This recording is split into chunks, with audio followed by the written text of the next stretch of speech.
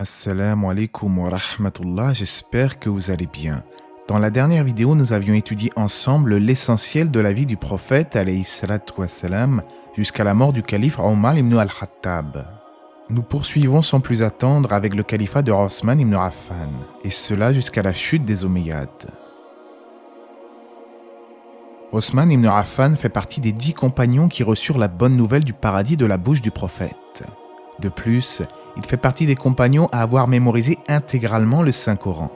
Il fut parmi les premiers à se convertir à l'islam et immigra 2 fois en Abyssinie, ce qui lui vaudra le surnom de l'homme aux 2 émigrations. Disposant d'une certaine fortune, il n'hésitait pas à dépenser de ses biens dans le sentier d'Allah, notamment en achetant un puits pour le mettre à disposition des musulmans, ainsi que d'autres actes de générosité. Après que Omar ibn al-Khattab fut poignardé par un Mazdéen, il y a eu une consultation entre les compagnons. Finalement, leur choix se porta sur Osman et les musulmans lui prêtèrent le serment d'allégeance. Comme nous l'avions vu en détail dans la première partie de l'histoire de l'islam, Osman est celui qui a pris l'initiative de ne garder qu'un seul exemplaire du Coran car il y avait plusieurs modes de lecture et les musulmans commençaient à diverger inutilement. Pour éviter toute dispute, Osman a unifié le mode de lecture et n'a gardé qu'un seul exemplaire. Allah dit dans son noble livre, « En vérité, c'est nous qui avons fait descendre le Coran et c'est nous qui en sommes gardiens. » Durant le règne de Osman, les conquêtes ont continué, comme celle de l'Arménie, du Khorasan, de Chypre, de Tripoli et de Tunis en Afrique du Nord. Durant cette période, les musulmans connaissaient aisance et abondance, car les richesses venaient de partout remplir les caisses de l'État musulman. La sécurité et la paix régnaient, et le musulman pouvait voyager par-ci et là dans l'empire musulman sans rencontrer d'obstacles particuliers. Les gens se partageaient les biens et tout se passait à merveille en ces temps-là, car les croyants étaient fermes dans leur foi et vivaient en harmonie. Malheureusement, la paix ne dure jamais éternellement ici-bas, et certains ennemis de l'islam ont commencé à fomenter un complot contre Osman. Ces troubles menèrent à un désaccord entre Ali et Muawiyah avec des compagnons dans chaque camp. Des mensonges et des calomnies commencèrent à être véhiculés sur la personne de Osman ibn Affan et une insurrection a vu le jour. Une nuit à Médine, les insurgés ont assiégé la maison de Osman puis l'ont assassiné. Il connut donc le martyr, qu'Allah l'agrée, comme il avait été prophétisé par le prophète alayhi salatu wassalam dans certains hadiths.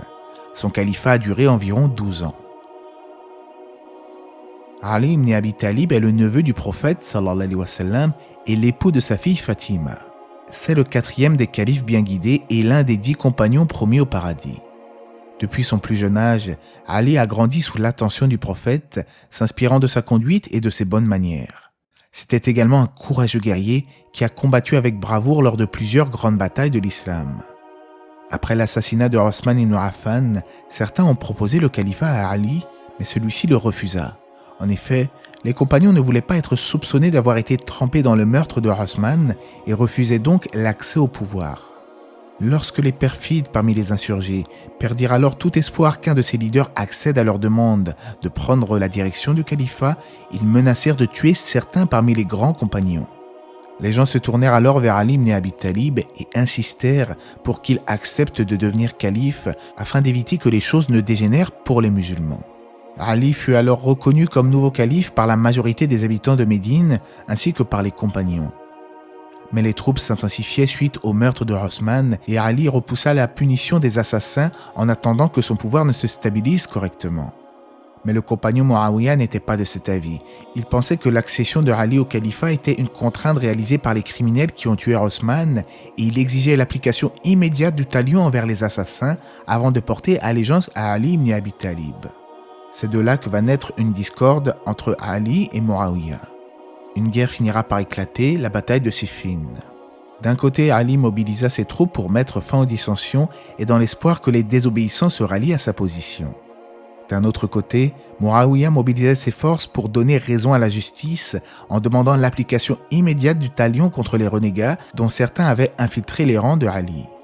Après plusieurs combats, les compagnons finirent par mettre en place un arbitrage pour que la violence ne cesse entre les musulmans.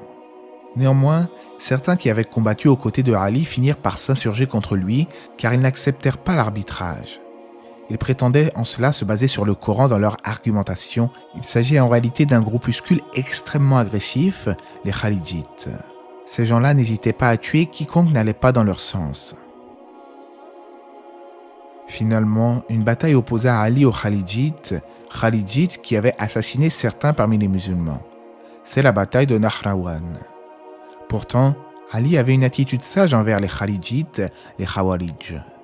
En effet, il a exhorté les coupables de certains crimes à se rendre afin d'éviter toute confrontation armée. Mais ils n'ont pas écouté les conseils de Ali et furent donc décimés. Néanmoins, certains Khalidites ont cherché à se venger et Ali fut assassiné par un homme nommé Ibn Muljam.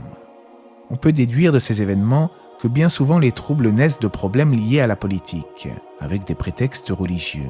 Les chiites pensaient que celui qui aurait dû succéder au prophète alayhi salatu wassalam, était uniquement Ali, car il faisait partie de sa famille. Les Khalidites, de leur côté, n'hésitaient pas à tuer quiconque n'adhérait pas à leur vision extrémiste des choses. En l'an 661, c'est le début des Omeyyades, inauguré par Muawiyah, le fils de Abu Sufyan, qui est désormais le nouveau calife de l'Empire musulman. Muawiyah continua comme ses prédécesseurs à étendre les conquêtes, ce qui mena notamment à la conquête du Maghreb par Uqba ibn Nafir en l'an 665. Plus tard, la ville de Kairouan en Tunisie est fondée sous la direction de ce dernier. Une grande mosquée fut construite dans cette même ville, la mosquée de Kairouan. L'islamisation gagne alors rapidement du terrain en Afrique du Nord, puis en Espagne, avec les Berbères devenus musulmans qui participent aux expéditions. À la mort de Muawiyah, son fils Yazid lui succède au califat. Mais Al-Hussein ibn Ali et Az-Zubayr n'acceptèrent pas son autorité. Conséquemment, une bataille éclata en Irak en 680 entre les partisans de Yazid et ceux de Hussein. S'ensuit alors une véritable tragédie. Al-Hussein ibn Ali périt durant la bataille à Karbala, même s'il est à noter que Yazid lui-même n'a pas approuvé du tout cet assassinat. Après ce trouble, les chiites sont devenus de plus en plus partisans, au point où certains en sont allés à renier le califat des 3 premiers califes avant Ali, à savoir Abu Bakr, Omar et Osman. Les gens qui adhèrent à la sunna du prophète, quant à eux, reconnaissent le mérite des compagnons et ferment les yeux sur les conflits qu'il y a pu avoir entre eux. En effet, malgré les disputes, ils tentèrent toujours de trouver des alternatives malgré les dissensions. Après une guerre opposant les Omeyyades et Ibn az-Zubayr, Yazid, le fils de Muawiyah, ne tarda pas lui aussi à rendre l'âme. Le fils de Yazid, qu'on nomme Muawiyah II, ne voulant pas se retrouver en opposition avec Ibn Zubayr, démissionna et refusa le califat. Plus tard, ce fut Abdul Malik ibn Marwan qui a eu accès au pouvoir, mais Abdallah ibn Zubayr était toujours en opposition avec les Omeyyades. De surcroît, il avait été désigné pour le califat par la majorité des provinces, et cela après la démission de Muawiyah II. C'est alors que des conflits ont finalement conduit à la mort de Abdallah ibn Zubayr, qu'Allah l'agrée. De son côté, Abdul Malik ibn Marwan poursuivit les conquêtes, et une nouvelle monnaie spécifiquement arabo-musulmane fut instituée, ce qui renforça l'économie de l'État. Pour ce faire, il créa vers 697 à Damas la maison de la monnaie. Il ordonna alors de démonétiser les pièces étrangères du pays et de les fondre, et une nouvelle monnaie fut entrée en vigueur, des pièces d'or et d'argent sur lesquelles étaient gravés des versets coraniques, le dinar or et le dinar argent. Abdul Malik ibn Marwan décéda à l'âge de 60 ans après 21 ans de gouvernance, dont 8 ans en concurrence avec Ibn Zubayr. Reconnu calife après la mort de son père, Al-Walid s'est distingué au sein des Omeyyades grâce à ses réformes ainsi qu'à ses conquêtes. Il hérita d'un empire relativement stable, ce qui lui permit notamment de s'atteler à la construction d'infrastructures. Il a créé un hôpital à Damas pour les lépreux, mais il a également mené la reconstruction de 2 mosquées, celle du prophète alayhi salatu wassalam à Médine, ainsi que la mosquée des Omeyyades à Damas. Il agrandit la mosquée du prophète, qui a d'ailleurs connu de nombreux travaux au fur et à mesure du temps, jusqu'à devenir la grande mosquée que nous connaissons aujourd'hui. En effet, de base, la mosquée du messager d'Allah ressemblait à ça. Elle était relativement petite, avant de s'étendre et de devenir comme sur l'image que voici. Comme je le disais, Al-Walid est à l'origine de grandes conquêtes, notamment avec Tariq ibn Ziyad, qui entame en 711 la conquête de l'Espagne, c'est les débuts de l'Andalousie musulmane. Al-Walid décède vers 715 à l'âge de 45 ans. C'est son frère Sulayman qui accéda ensuite au pouvoir. Vint alors le calife de Omar ibn Abdelaziz, un tabiri, c'est-à-dire un successeur des compagnons du prophète alayhi salatu wassalam. C'était un grand érudit qui connaissait le Coran et la Sunna et beaucoup faisaient son éloge, dont l'imam Ahmad et Mujahid. Sa politique était placée sous le signe de la sincérité, car sous son califat, les gens n'étaient pas lésés et il s'assurait que ses gouverneurs soient justes et intègres. En conséquence, la sécurité régnait partout et les mouvements d'insurrection cessèrent. En effet, les insurgés n'avaient plus de raison à trouver pour se dresser contre le pouvoir en place, car il n'y avait rien à redire et le trésor public était à l'abri de la dilapidation et des dépenses injustifiées. Même les Khalidites, connus pour n'obéir à personne, se calmèrent durant le règne de Omar ibn Abdelaziz.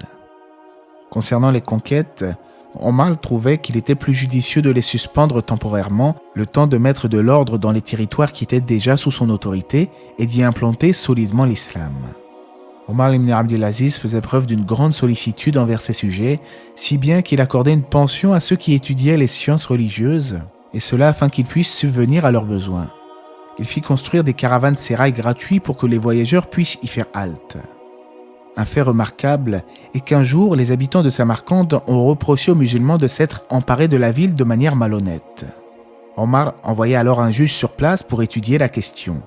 Contre toute attente, le juge donna finalement raison aux gens de Samarcande.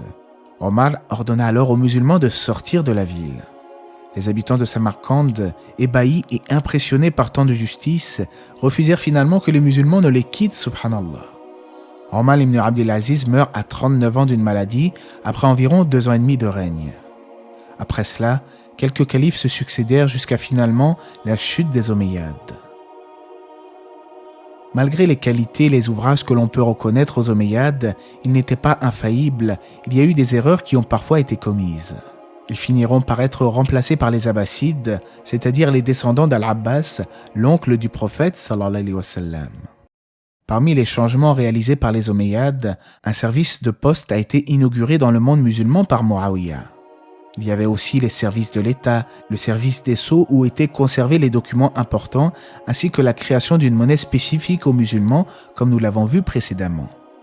Mais il y a eu aussi un bond en avant important concernant les infrastructures, les résidences, mais également les mosquées.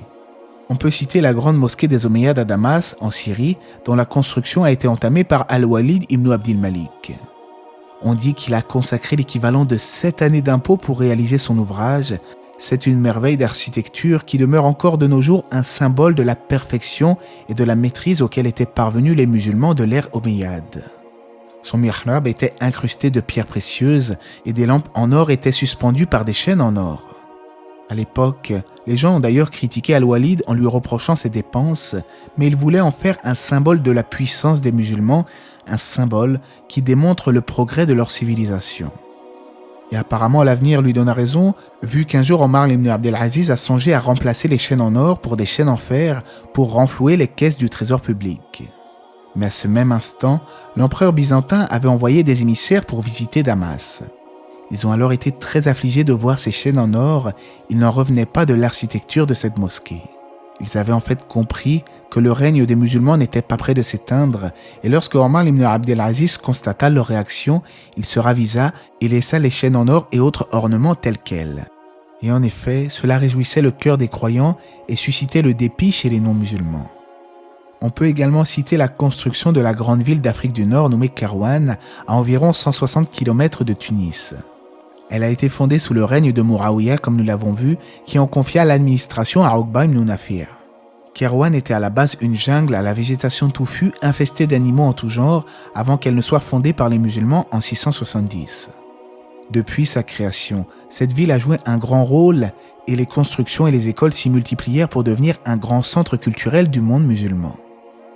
Finalement, bien que les Omeyyades ont réalisé de grandes choses, certaines dissensions politiques ainsi que des troubles liés à des mouvements sectaires ont parfois fragilisé la stabilité générale. De surcroît, vers la fin de l'ère Omeyyade, la menace des Abbassides n'était pas prise au sérieux. Une propagande anti-Omeyyade s'était formée et ce qui devait arriver arriva, les Abbassides n'allaient pas tarder à prendre le pouvoir et c'est justement le sujet de notre 3e et dernière partie qui sera abordée dans la prochaine vidéo, Inch'Allah. J'espère en tout cas que cette vidéo vous aura appris des choses bénéfiques sur les Omeyyades. N'hésitez pas à vous abonner si vous ne voulez rien manquer des prochaines publications et que la paix et les bénédictions d'Allah soient sur le prophète, sa famille et ses compagnons.